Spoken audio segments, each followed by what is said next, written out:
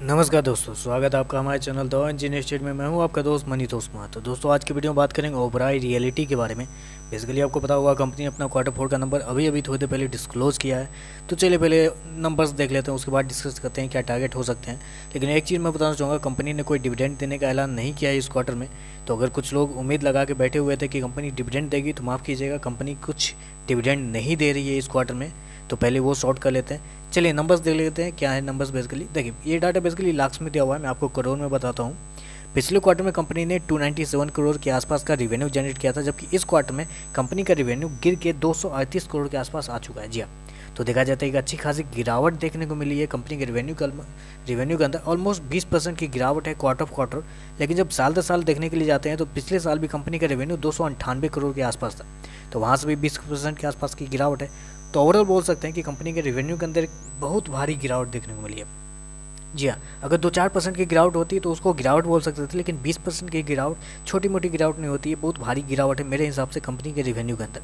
चलिए एक्सपेंस देख लेते हैं क्या कंपनी ने इस क्वार्टर में एक्सपेंस खर्च किया है। देखिए, पिछले क्वार्टर में 179 करोड़ के आसपास का कंपनी ने एक्सपेंस खर्च किया था। इस क्वार्टर में कंपनी का एक्सपेंस 185 करोड़ के आसपास है। तो प्रॉब्लम यहाँ पे आ रही है, सबसे मेजर प्रॉब्लम जो मैं आपको बताया हूँ वो यहाँ पे आ रही है कि कंपनी ने इस क्वार्टर में पिछले क्वार्टर के मुकाबले 20% का कम रिवेन्यू दिया है।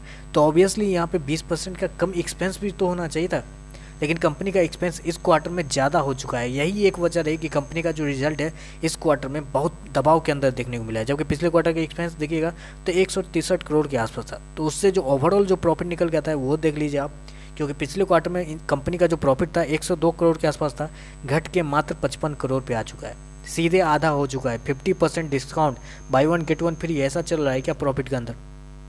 मतलब गजब हो चुका प्रॉफिट, देख लीजिए आप। जबकि पिछले साल की भी बात करें तो पिछले साल कंपनी का 108 करोड़ का प्रॉफिट था। देखिए, एक चीज़ मैं आपको बताना चाहूँगा, देखिए कांस्टेंट क्या होता है बताए, कंपनी ने पिछले क्वार्टर के मुकाबले इस क्वार्टर पिछले क्वार्टर में, ये देखिए आप एक चीज़ आप नोटिस कीजिए, पिछले साल का रिवेन्यू पिछले क्वार्टर का रिवेन्यू सेम था, ठीक है। पिछले क्वार्टर का एक्सपेंस देखिए सेम था, ठीक है। अब पिछले क्वार्टर का प्रॉफिट देखिए क्या सेम है, सेम है। मतलब कंपनी पिछले साल और पिछले क्वार्टर में सेम थी, सारा कुछ सेम था। लेकिन इस क्वार्टर में कंपनी से मतलब बस का बात ही नहीं हुआ। कंपनी को लगा कि भैया मेरे बस का बात ही नहीं है, कितना देर तक होल्ड करेंगे, और निकल गया इनके हाथ से। ऐसा निकला कि कंपनी का प्रॉफिट 50% गिर चुका है नीचे। अब मुझे बताइए क्या कीजिएगा ऐसे रिजल्ट के बाद?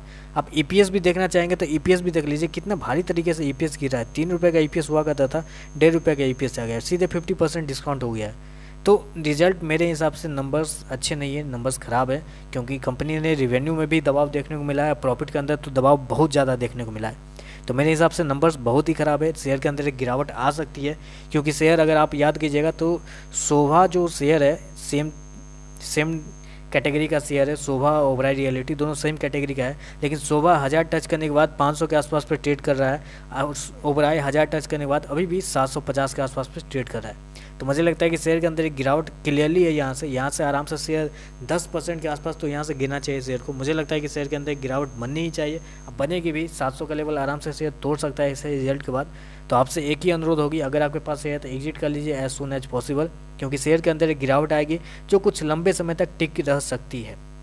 तो बस यही बताऊंगा, बाकी आपके ऊपर है, आप जैसा डिसीजन ले आपके ऊपर है। साथ में ये बताना चाहूँगा, अगर आपको वीडियो पसंद आए तो लाइक कीजिए, साथ में सब्सक्राइब कीजिए। आज के लिए बस इतना ही, धन्यवाद।